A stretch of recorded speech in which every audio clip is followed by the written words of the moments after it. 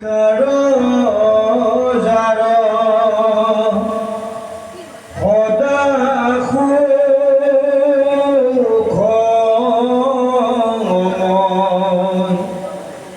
তাহাঙ্ক জানিলে পাপ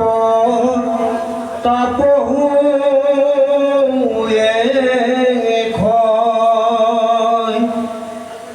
ভকতৰ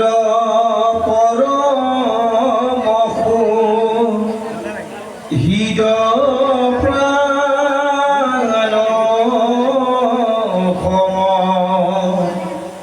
তাহাকে বলিয়া ব্রহ্ম জানানি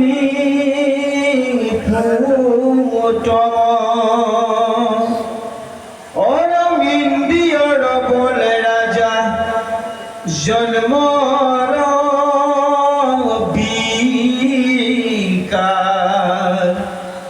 আত্মার বিকার নাই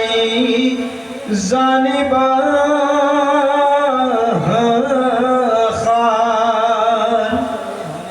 ইহার দৃষ্টান্ত এক করু প্রকার তোমার হইবে কর্তব্যে সংশয় বিনা ওরা মনুষ্য চতুর্বিধ প্রাণীর দেহ জীবর সহিত প্রাণ থাকে বিরত দেহর আশয় দুখ ব্যভিচার কিধ কত বাল্য কত যুবক কত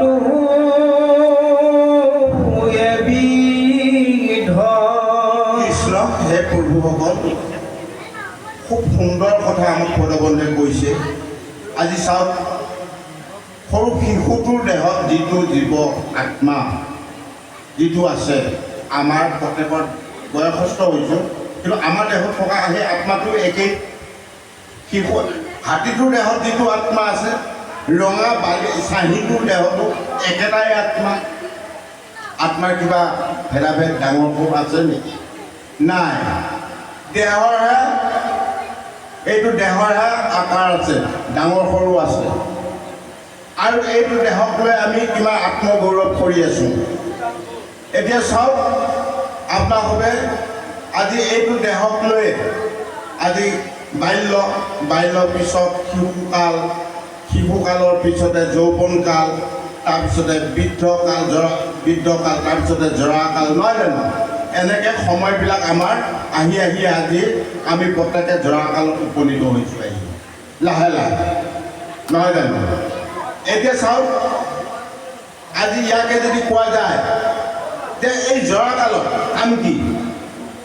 আমি কি কৰিলে এই জৰাকালত কৰিব পাৰিম? সত্য যুগত ধ্যান, তেতাত যজ্ঞ, দাপৰত পূজা, কলিত নামে সাৰ। এতিয়া এই কলিত অৰ্থাৎ আমাৰ যেতিয়া যিটো জৰাকাল সময়, কাল মানে হ'ল সময়, আমাৰ সময় পালে আহিল। এতিয়া বৃদ্ধ হ'লোঁ, চুলি পকিল, দাঁত সৰিল, চকু দৃষ্টি শক্তি গুচি গ'ল। এতিয়া আমি প্ৰভু ভগৱন্তৰ নাম প্ৰত্যেকে স্মৰণ কৰিব লাগে, তেওঁৰ নাম শ্ৰৱণ আৰু কীৰ্তন কৰিব লাগে। কিন্তু তাকেই যদি নকৰি, নহয় জানো, আমি এলাহত প্ৰভু ভগৱন্তক সেৱা ভকতি কৰিব এলাহ কৰোঁ,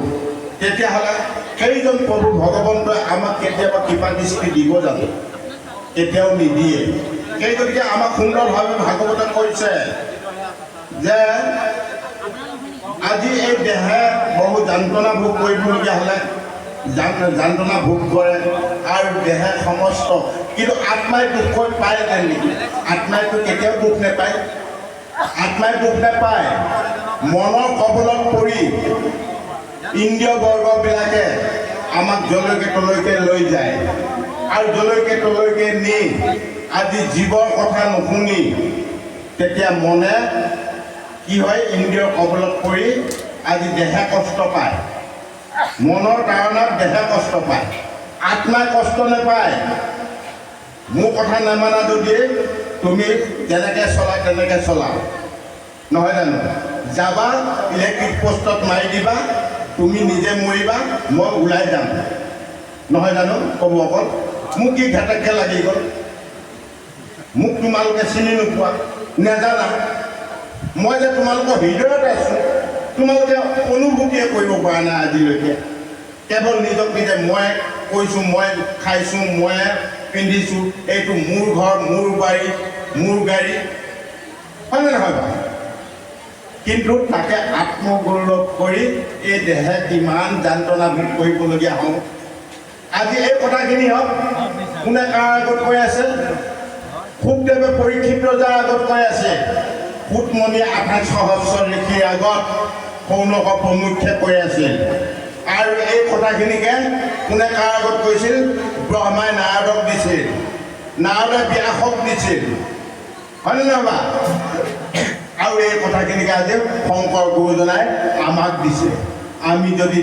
ইমান সুবিধা এটা পায়ো যি দেৱভাষা সংস্কৃত ভাষাৰ পৰা ব্ৰজাৱলী ভাষালৈ গুৰুজনাই লৈ আহিল আৰু সেই ব্ৰজাৱলী ভাষাৰ পৰা আকৌ একে সকলোৱে পঢ়িব চাব পৰাকৈ অসমীয়া ভাষাত তেওঁ ভাগৱত ৰচনা কৰিলে ইমান সুবিধা দিয়াৰ ভিতৰতো যদি আমি এই ভাগৱত শ্ৰৱণ কীৰ্তন নকৰোঁ নহয় জানো তেতিয়াহ'লে আমি নিজকে দুখী নহয় জানো গুৰুসকল আই মাতৃসকল আমাক আজি এই ভাগৱতৰ একাদশ স্কন্ধৰ জৰিয়তে নিমিনৱ সংবাদৰ জৰিয়তে আমাক সকলোক কৈছে যে সেইজন প্ৰভু ভগৱন্ত নিৰাকাৰ পৰম ব্ৰহ্মক চিনি পোৱা এটা সুব্যৱস্থা সেইগতিকে এই ভাগৱতৰ একাদশ স্কন্ধটো হৈছে ভজন তত্ত্ব এতিয়া নিমি ৰজাই কাক ভজি আছে প্ৰভু ভগৱন্তক ভজি আছে অৰ্থাৎ নৱসিদ্ধৰ জৰিয়তে যেতিয়া 9টা ভাগৱতৰ তত্ত্ব বুজি পালে তত্ত্ব বুজি পোৱাৰ পিছত এতিয়া নিমি ৰজাই প্ৰভু ভগৱন্তৰ ওচৰত ভজনা লৈ আছে ভজ গোবিন্দৰ পাৱে নহয় জানো চিত গোবিন্দৰ পাৱে মুখ থাকোঁতে নলয় হৰি নাম কিয় জনম দিলে মাৱে ইমান সুন্দৰ মুখ এখন দিলে নহয় জানো আৰু মুখখন ক'ত আছে আমাৰ মুখখন ভাগৱতৰ দশম স্কন্ধ যাক তুণ্ড বুলি কৈছে তুণ্ড শব্দৰ অৰ্থ হৈছে মুখমণ্ডল যে মুখমণ্ডলত 7খন দ্বাৰ আছে নাক কাণ চকু মুখ জিভা পৰা ধৰি এই 7খন দ্বাৰৰ কাম কি প্ৰতিখন দ্বাৰৰ কামবিলাক বেলেগ বেলেগ সুকীয়া আমাৰ তুণ্ড অংশত থকা 7খন দ্বাৰ শৰণ ভজন দিব পাৰিছোনে নাই 7খন দ্বাৰক যদি শৰণ দিব পাৰিছোঁ ভজন দিব পাৰিছোঁ তেতিয়াহ'লে এই 7খন দ্বাৰৰ কাৰ্যবিলাক কেনেকুৱা হ'ব নিশ্চয় সুগম হ'ব নহয় জানো চকুকেইটা কাম কি আমাৰ ঘৰৰ মানুহকেইটাকে ল'ৰা ছোৱালী নাতি পুতিকেইটাক চিনি পাওঁ বেলেগৰ নাতি পুতিকেইটা মোৰ নাতি পুতি নহয় সেইকেইটা বেলেগৰ নহয় জানো এইটো হিংসা ভাৱ আৰু জিভাপাতৰ মুখখনৰ দ্বাৰা প্ৰভু ভগৱন্তৰ নাম ল'বৰ কাৰণে মুখখন দিলে ইয়াত মাছ মাংস খাবৰ কাৰণে মুখখন দিয়া নাই প্ৰভু ভগৱন্তই জিভাপাতক নিমখ জলকীয়া মাই মছলা হৈছেনে নাই তাৰ স্বাদ ল'বৰ কাৰণে জিভাপাত দিয়া নাই হয়নে নহয় আৰু কাণকেইখন বেয়া শব্দ শুনিবৰ কাৰণে কাণকেইখন দিয়া নাই ঈশ্বৰ কৃষ্ণৰ কথা শুনিবৰ কাৰণে আমাক এই কাণৰ বিন্ধাকেইটা দিলে আৰু নাসিকা বিন্ধাকেইটা 3দিনীয়া ফ্ৰিজত থোৱা বাহি মাংস গোন্ধ ল'বৰ কাৰণে নাকৰ বিন্ধাকেইটা দিয়া নাই গম পাইছে আমাক হৰিপদ চৰণ তুলসী ধিলান ল'বৰ কাৰণেহে এই নাকৰ বিন্ধাকেইটা দিলে সেই গতিকে এই 7খন দ্বাৰ যে পানী মৰি গ'ল পানী পিয়াহত জুই মৰি গ'ল জাৰত 900 টকা ডিঙিত বান্ধি লৈ বুঢ়া মৰি গ'ল ধাৰত প্ৰত্যেকে 900 টকা লগত বান্ধি আনিছিলোঁ আজিলৈ 100 টকাও ধাৰ মাৰিব পৰা নাই পৃথিৱীত আহি যেনে ধন তেনেকৈ মেট্ৰিত বান্ধি লোৱা ভাৰতে আকৌ যামগৈ মুখখনকে সংযমী কৰিব পাৰিলোঁ নে মুখখন আজিলৈ কিবা এটা ভাল বস্তু দেখা পালে জিভা পানী পৰিলে নহয় জানো আইসকল যদি প্ৰভু ভগৱন্তৰ নাম আজি চাওক বাটত ৰভাব টেঙা এটা কাটি থাকক নেমু টেঙা এটা কাটি থাকক বাটত যদি ৰভাব টেঙাটো কাটি থাকোঁতে যদি জিভাৰ পানী ওলায় ইমানে যদি শক্তি ৰভাব টেঙাটো আজি ভাগৱতৰ শব্দ ব্ৰহ্ম বাক্য ব্ৰহ্ম এইবিলাক শব্দ শুনিলে আমাৰ কৰ্ণপথকেইটা সুগম হ'বনে নহয় শ্ৰদ্ধাভাৱে শুনিলে আজি উঠি অহা নতুন যুৱ প্ৰজন্মক আমাৰ আই মাতৃসকল বা কণ কণ শিশুসকলক এই আধ্যাত্মিক জ্ঞানবিলাক যদি আমি দি যাব পাৰোঁ তেতিয়াহ'লে আজি সেইটোৱে ভাগৱতৰ দশম স্কন্ধত শৰণ তত্ত্ব আৰু একাদশ স্কন্ধত হ'ল ভজন তত্ত্ব গম পাইছেনে আৰু এই ভজন তত্ত্বত একাদশ স্কন্ধ একাদশে ললাট এই কপালখন ললাটে কেশৱাই নম এই ললাটত প্ৰভু ভগৱন্ত কেশৱ হিচাপে বহি আছে আমাৰ প্ৰত্যেকৰ কপালত আমি সেইগতিকে কেতিয়াবা কওঁ কেতিয়াবা দুখত পৰিলে কওঁ আমাৰ কপালখন ফুটা কপাল আমাৰ কপালত বিধতাই নিদিলে একো নিলিখিলে অমুকা অমুকা আগত 3খন 4খন গাড়ী কিনে আমাৰ চাইকেলখন কিনাও শক্তি নাই তাৰমানে জেগাৰ পৰা লিখি অনা নাই নহয় জানো উধাটো খাই আহিলোঁ পৃথিৱীলৈ নহয় জানো সেই গতিকে আমাৰ এয়া গতি যিসকলে জানিছিল বুজিছিল প্ৰভু ভগৱন্তক অনুনয় বিনয় কৰি প্ৰভু আপুনি পঠিয়াইছে যদি যাওঁ যিবিলাক মাতৃ পিতৃ মাতৃয়ে ভগৱন্তৰ ওচৰত হাতৰ আহ্বান কৰি কাকুতি মিনতি কৰিছিল প্ৰভু আমাক এটা শুদ্ধ সত্য সন্তান দিয়া সেইজনত চব আহিব সম্পদ আমি আকৌ নীতি নিয়ম কোনো আচাৰ নীতি একোৱেই নাজানো আমাক কোনো শিক্ষাই নিদিলে নহয় জানো গুৰুসকল তাৰ বিনিময়ত আমি যি সৃষ্টি কৰিছোঁ যি ৰচনা কৰিছোঁ সমস্তবিলাক ভুল সেই গতিকে আমাৰ কি হৈছে দেখিলোঁ পুত্ৰৰ মুখ আহিল জনমৰ দুখ জনমৰ দুখ আহিল কিছুসকলে দেখিলে বোলে দেখিলোঁ পুত্ৰৰ মুখ গুচিল জনমৰ দুখ কিছুসকলৰ পিতৃ মাতৃ শান্তি আহিছে আৰু কিছুসকলৰ পুত্ৰৰ জৰিয়তে দুখৰ উপৰি দুখ আজি এই ব্যৱস্থাটো কিয় হ'বলগীয়া হ'ল হয়নে আজি এই প্ৰভু ভগৱন্তক আমি যিজন প্ৰভু ভগৱন্ত আমাৰ ললাট অৰ্থাৎ 2 চেলাৰীৰ মাজত কেশৱ হিচাপে বহি আছে সেইজনে আমাক কণ্ট্ৰল কৰি আছে প্ৰত্যেককে কণ্ট্ৰল কৰি আছে আমাৰ দেহত 7খন নদী 7খন নদীৰ ভিতৰত মূল নদী হ'ল 3খন গংগা যমুনা আৰু সৰস্বতী গানবিলাকত কেতিয়াবা কেতিয়াবা আপোনালোকে গোৱা শুনিছে নামে গংগা জল চৰণে কমল বৈ আছে হৃদয়ৰ মাজে নহয় জানো আমি মুখতে শুনিহে আছোঁ কিন্তু তাৰ শুদ্ধ যিটো উত্তৰ সেইটোতো আমি বিশ্লেষণ কৰিব পৰা নাই সেই গংগা নদীখন আমাক ক'ত বৈ আছে আমাৰ দেহত নখৰ পৰা কেশলৈ 3 নাৰী ইঙলা আৰু পিঙলা আৰু সুষমা যে এই 3 নাৰীয়ে হ'ল 3খন মূল নদী গংগা আৰু সৰস্বতী আৰু যমুনা নদী যে আজি এই 3খন নদী আজি নিয়ন্ত্ৰণে বৈ আছে আপোনাৰ প্ৰত্যেকৰে বৈ আছে এই মূল নদী 3খন আৰু এই 3খন নদী অৰ্থাৎ জ্ঞান নাৰী আমাৰ সুষম নাৰী হ'ল জ্ঞান নাৰী হ'ল গংগা নদী দেই প্ৰভুসকল জ্ঞান নাৰী হ'ল গংগা নদী মনত ৰাখিব আৰু এই গংগা নদী জ্ঞান নাৰীবিলাক ক'ৰ পৰা নখৰ পৰা ভৰি নখৰ পৰা কেশলৈ গৈ আছে এতিয়া চাওক আপোনালোকক ইয়াৰ প্ৰমাণ হিচাপে চাওক পিঠিত যদি মহ এটা কামুৰি থাকে আপোনালোকে মহটো দেখা নাই কিন্তু এই মগজু একাদশ স্কন্ধই ছিগনেল দিব পিঠিৰ অমুক চাইডে অমুকখিনিত মহ এটা কামুৰি আছে এই মগজুৱে ক'লে যে হাতখন মাৰি দিয়া পিছৰ ফালে হাতখন অট'মেটিক গুচি গ'ল হাতখনে দেখিছে নেকি মহটো নাই দেখা ভৰি তলুৱাত কাঁইট এডাল সোমাই আছে চকুৱে মনিব নোৱাৰোঁ কিন্তু গেজেককৈ লাগি থাকে আৰু বিষায় কোনখিনিত কাঁইটডাল আছে এই মগজুৱে ছিগনেল দিলে একাদশ স্কন্ধ জ্ঞান নাইয়ে ছিগনেল দিলে দিয়াৰ লগে লগে এইখিনিতে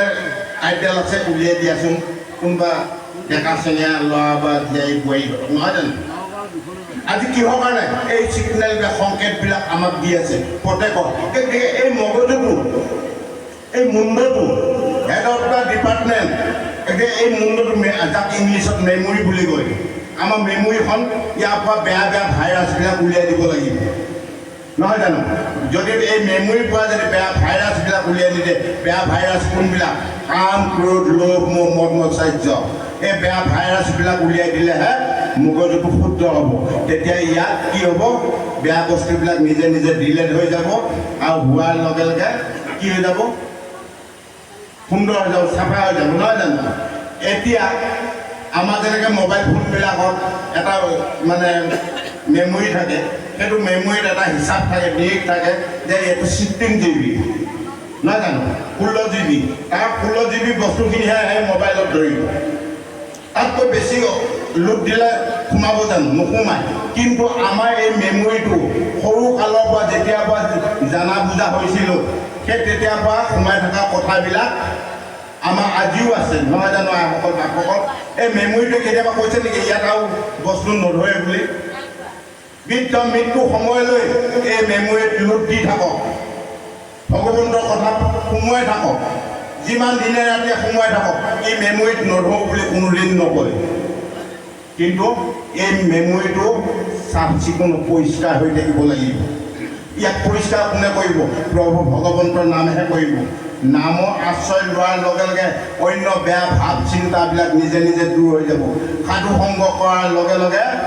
তেতিয়া কি হ'ব গুৰু আশ্ৰয় লৈ যেতিয়া সাধু সংগৰ আশ্ৰয় ল'ম লোৱাৰ লগে লগে মন মগজু সমস্তবিলাক শীতল পৰি যাব আৰু ধৈৰ্য সহ্য ক্ষমা দয়া এই চাৰিটা শক্তি অটুট থাকিব গোবিন্দ কৃষ্ণ হীৰাম দেহতে থাকৈ প্ৰাণ নাহি বেভিচাৰ সেহি মতে নাহি ইটো আত্মাৰ বিকাৰ অৰাম জাগৰণ কালে যিটো নিন্দ্ৰা উপগতে অহংকাৰ যিনি আঠা কয় একমতে হেন বাবু দিয়া যিটো নাৰায়ণ তত্ত্ব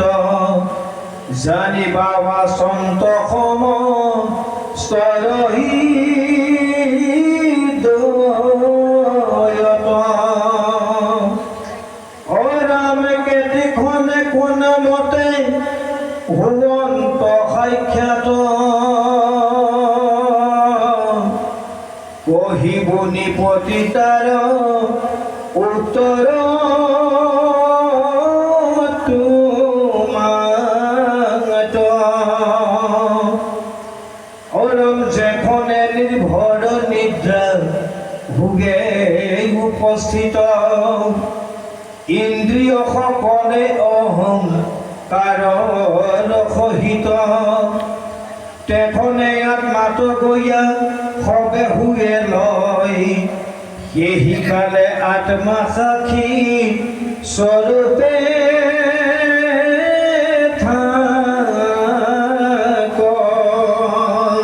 এতিয়া চাওক আজি এই আত্মাৰ বিষয়ে কি সুন্দৰভাৱে কৈ আছে আৰু ইন্দ্ৰিয়বিলাকৰ বিষয়ে কৈ আছে আজি আপোনালোকে দিনটো এই নাম প্ৰসংগত থাকি এই সেৱকী গৃহত আহি সুন্দৰভাৱে নাম প্ৰসংগ কৰিলে নহয় জানো কৰাৰ বিনিময়ত দিনটোতো ভাগৰ লাগি আছে আপোনালোকৰ বা আমাক সকলোৱে ভাগৰ লাগি আছে হয়নে নহয় কাৰ ভাগৰ লাগিছে লাগিছে আপোনাৰো ভাগৰ লাগিছে ধৰিব পৰা নাই আমাক কোনবিলাক ভাগৰুৱা হৈছে জানেনে দেহৰ ইন্দ্ৰিয় বৰ্গবিলাক ভাগৰুৱা হৈছে এতিয়া ইন্দ্ৰিয় অলপ পিছত কিবা এগাল খাই দিয়াৰ পিছত টোপনি আহিব কোনে টোপনি যাব ইন্দ্ৰিয় বৰ্গৰ টোপনি ভগৱান টোপনি নাযায় কোনোদিন ভগৱান টোপনি নাযায় ভগৱানে সদায় এই ইঞ্জিনটো পানী সিঁচা মেচিনটোৰ নিচিনা ধপ ধপ ধপ ধপ চলিয়ে আছে। আপোনালোকে শুই থাকিলেও ইঞ্জিনটো চলি আছে। কিবা কাৰণত যদি ইঞ্জিনটো নচলে বিকল হৈ যায়, দেখিব যে মানুহজন শুই থাকোঁতে মৃত্যু হ'ল নহয় জানো লোকসকল? হয়, তেল নাথাকিলে চাকিটো নুমাবই। গতিকে ভাটিটো যদি চলি আছে, হয়, চলি আৰু যদি আমি টোপনি যোৱাৰ পিছত ভাটিটো মাৰিয়ে আছে, ভাটি মাৰিয়ে আছে, আৰু যেতিয়া ধোঁৱা ওলাই আছে, ভাটি ধোঁৱা ওলাই আছে। সেইগতিকে আমি 24 ঘণ্টাত 21,600 বাৰ শ্বাস প্ৰশ্বাস লৈ আছোঁ, হয় নে নহয় বাৰু? 21,000 শ্বাস কিবা কাৰণত যদি এবাৰ ওলাই গৈ ৰিটাৰ্ণ ঘূৰি নাহিল, তেতিয়া ক'ব মানুহটোক ডেথ হৈ গ'ল দেই, নাই জানো? সেইগতিকে আমি আকৌ কি কৰোঁ জানে, আইসকল বাপসকলে কোনো দুখ নাপাব। আমি আকৌ কেতিয়াবা ডেড বডি পোৱা অভ্যাসবিলাক, মানুহ ডেড বডি হ'লে নহয় জানো বাঢ়ি উলিয়াই, হাঁহ পাৰ ডেড বডি হ'লে পাকঘৰ সোমোৱাই, হয়নে নহয়? হাঁহ পাৰ যদি ডেড বডি হয় ধুমধাম নদীয়াটোত দি ঢাকি থৈ কোনোবা লগত ভকতে দেখিব, নহয় জানো? কিন্তু মানুহ যদি ডেড বডি হয়, জীয়াই থকা অৱস্থাত ক'ব কি বডিটো চেকআপ কৰিব লাগিব, গুৱাহাটীত গৈ ভালকৈ চেকআপ কৰিব লাগিব। আৰু বডিটোৰ পৰা যেতিয়া আত্মাটো ওলাই যাব, এইটো ক'ব কি ডেড বডি, নহয় জানো? তাকে লৈ ইমান আত্মগৌৰৱ, হয়নে নহয় বাপসকল? আমি এইবিলাক মিছা ধন, মিছা জন, এই সমস্তবিলাক মিছা, কেৱল সঁচা সত্য এক প্ৰভু ভগৱন্ত নিৰাকাৰ পৰম ব্ৰহ্ম, যিজনে সকলোৰে দেহত থাকি যিজনে সদায় নিয়ন্ত্ৰণ কৰি চলাই আছে, আৰু সেইজনৰ নাম লৈ এই ভৱ সমুদ্ৰৰ পৰা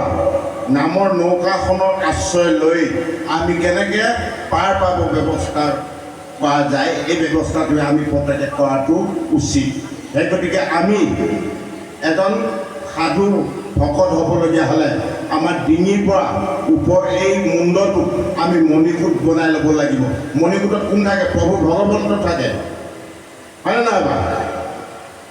মণিকূটত প্ৰভু ভগৱন্ত আছে, আৰু এই মণিকূটটো আমাৰ এই দেহটোক প্ৰথম ডিঙিটোৰ পৰা ওপৰত, আমাৰ ডিঙিটোৰ ওপৰত যে এই বস্তু এটা ধাৰ কৰি লৈ ফুৰিছোঁ, ইয়াত আমাৰ প্ৰভু ভগৱন্ত আছে, তেওঁ সমস্ত জ্ঞান দি আছে। যিসকলে নেকি শুদ্ধ সত্য জ্ঞান লৈ তেওঁ কৰ্ম কৰিছে, তেওঁ কৰি যাব পাৰিব। যিবিলাকে নেকি অসৎ জ্ঞানত লিপ্ত হৈ আছে, সেইসকল নৰকলৈ যাবলৈ ধাৱমান হ'বলগীয়া হয়। সেই গতিকে ডিঙিৰ পৰা তলৰ খণ্ডটোৱে হ'ল নামঘৰ, যে এই নামঘৰত ভকতবিলাক আছে। ভকতে দিনে ৰাতিয়ে প্ৰভু ভগৱন্তক আগুৰি আগুৰি নাম ধৰি আছে। বৈকুণ্ঠত যেনেকৈ ধৰি আছে, প্ৰভু ভগৱন্তই মাজত বহাই লৈ, দ্বাৰকাত যেনেকৈ প্ৰভু ভগৱন্তক মাজত বহাই লৈ গোটেই দ্বাৰকাবাসী গোপীবিলাকে আগুৰি লৈ আছিল, ঠিক আমাৰ এই দেহটো প্ৰভু ভগৱন্তৰ মধ্যত আছে। সেইজনক আমাৰ দেহৰ যিমানবিলাক নাৰী আছে, প্ৰকৃতি আছে, গোপীসকল আছে, ক্ৰিয়া উপক্ৰিয়াবিলাক আছে, সমস্ত ক্ৰিয়া উপক্ৰিয়াবিলাকে কেৱল তেওঁৰ নাম যশ গুণ গাই গাই আজি আনন্দত নাচি আছে। আমাৰ প্ৰতিটো পাল তেজ আৰু প্ৰতিটো পাল পানীত তেজৰ ঢৌ কেৱল খাওঁতে, শুওঁতে, উঠোঁতে, বহোঁতে, শয়নে, সপোনে, অৰ্থাৎ নামৰ ঢৌ উঠাব পাৰিছোঁ নে নাই হৃদয়ত? যদি নামৰ ঢৌ উঠাব পাৰিছোঁ, তৰংগ উঠাব পাৰিছোঁ, তেতিয়াহ'লে আমি জীৱ গুচি শিৱ হ'ব পাৰিম। যদি সদায় জীৱ হৈ থাকোঁ, শিৱ হোৱাৰ যদি আমি ব্যৱস্থা নকৰোঁ, তেতিয়াহ'লে আমি কেতিয়াও কৰিব নোৱাৰিম। গতিকে জীৱক শিৱলৈ ৰূপান্তৰ কৰিবলগীয়া হ'লে আমি অৰ্থাৎ আমি জীৱক চিনি পাবলৈ, আত্মাক চিনি পাব লাগিব। আপোনালোকক যে আত্মাৰ মিলন ঘটাব পাৰিব লাগিব। কোনে কাক মিলন ঘটাব? আজি আত্মা দৰ্শন, যে ইমান সকল প্ৰভু ভগৱন্ত ভকতসকল, আই মাতৃসকল, প্ৰত্যেকৰ দেহতে মোৰ দৰে এটা আত্মা আছে। যে এই আত্মাৰ যিটো দৰ্শন, সেৱা ভকতি, যে এই সেৱা ভকতিটো কোনে কাক সেৱা কৰে? হয়নে গুৰুসকল? কোনে কাক সেৱা কৰে? আত্মাই আত্মাক সেৱা কৰে। প্ৰভু বাপজন ভালে আছেনে? গোসাঁই ভালে আছে? ঘৰত পৰিয়ালটো ভালেনে? হয়নে নহয়? এইবিলাক হৈছে আত্মাৰ দৰ্শন। তাৰমানে আত্মাই আত্মাক চিনি পাইছে। আৰু যদিহে আমি আত্মাক চিনি নাপাওঁ, আত্মাই আত্মাক চিনি দেবে, কেৱল মই আৰু মূৰত থাকোঁ, তেতিয়াহ'লে আমি আত্মদৰ্শন কেনেকৈ কৰিম গুৰুসকল সেইগতিকে আমাক ভাগৱতে চূড়ান্ত সিদ্ধান্ত দি আছে গোবিন্দ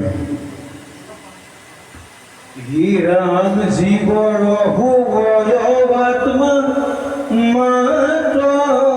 অনুভৱ নাথাকয় বিষয় সম্বন্ধ লেখল আত্মানুভৱ যদি ভুলে জীৱৰ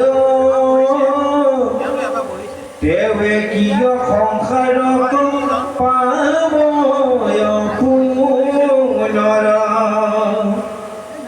তাহাৰ উত্তৰ শুনা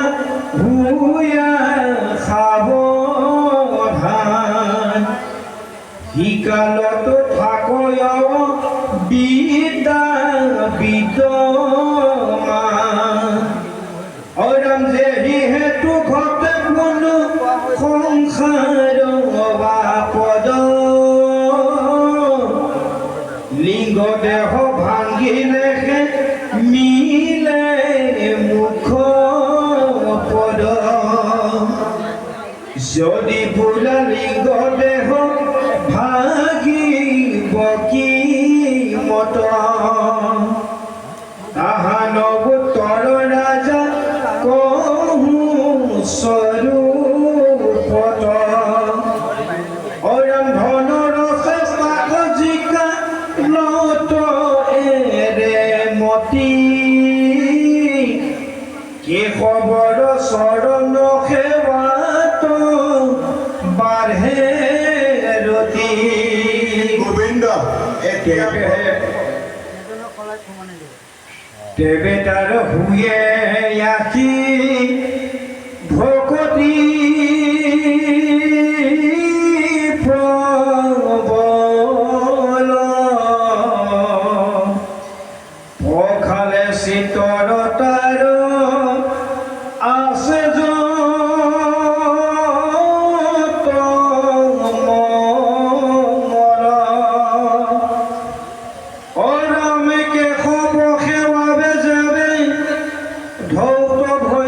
চিত্ৰ